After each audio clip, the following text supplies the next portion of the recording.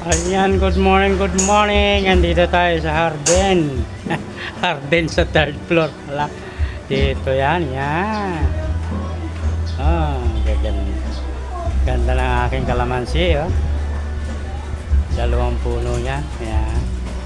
Kalamansi.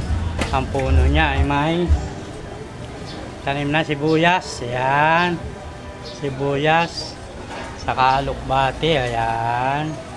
Ang ganda-ganda naman, ha? Tapos meron tayong tanglad, ayan. Ang ganda-ganda. Mga sibuyas yan, oh. Ayan. Ayan, alokbate, oh.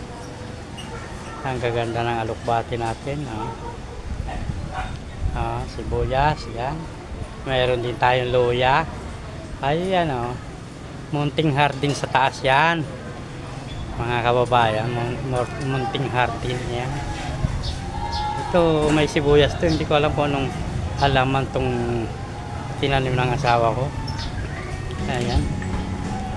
Ito naman alokbating puti.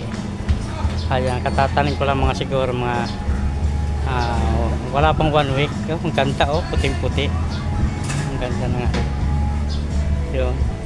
Tapos yung aking malunggay, pinutulang ko na. Siya doon taas siya, ayan. Pero sumusuloy na uli siya yung malunggay ko. Ayan. Pinutol ko na.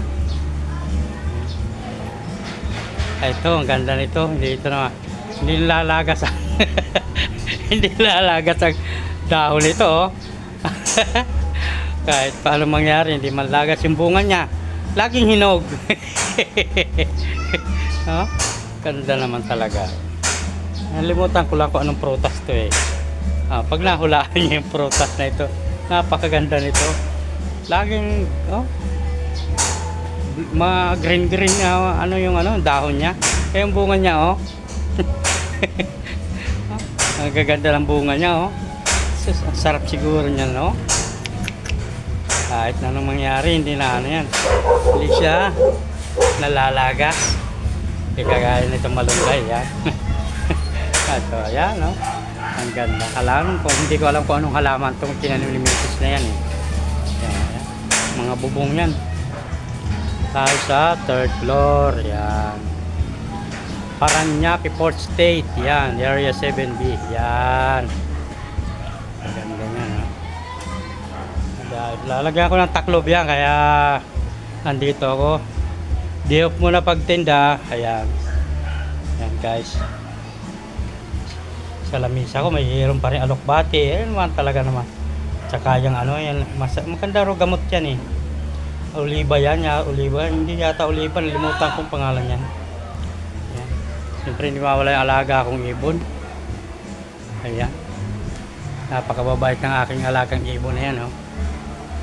Ayan. Mag-asawa yan, lagi mga lovebird. Pa isa.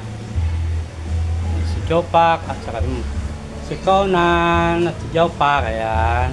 May anak siya yun, oh. Ayan. Hindi ko talaga malimut-limutan tong aking tanim na prutas na to.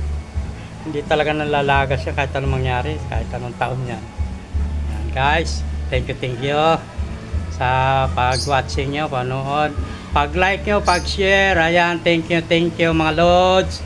Salamat sa lahat sa inyo. Kayo ang aking pinaguhugutan, mga lods. Thank you po. Magandang tanghali po sa inyo. Thank you.